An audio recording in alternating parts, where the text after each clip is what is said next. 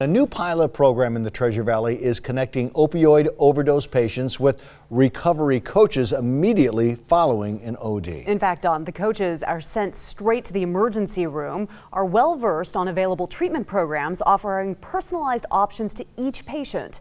6 on Your Side's Karen Lair has the details in tonight's installment of Finding Hope. Well, Donna, Michelle, Recovery United, which operates multiple addiction recovery treatment centers across the state, recently received a $50,000 grant to help fund this new intervention program with the simple goal of saving lives.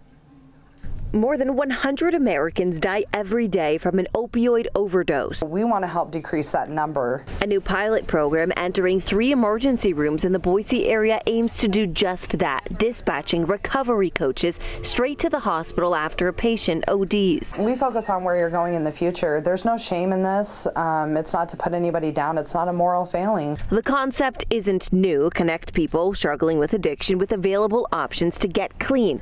The coaches providing comfort on a personal level. It speaks volumes when, someone's there with you and that they care and they want to see you succeed. I think that that's going to be the hugest thing that's going to make this pilot project successful. The main goal is to stop the cycle of opioid misuse before it turns fatal. We've seen individuals go into the hospital on an overdose, have been released into a cab and sent on their way. But what happens is you just see them end up right back in that cycle again of using and then utilizing the emergency room's resources. The $50,000 grant allows 4 trained recovery coaches to connect addicts seeking sobriety with options on a local level, each time catered to the patient's goals. That's the most important part of a recovery coach's role, is what does it look like to you? We don't dictate what that looks like.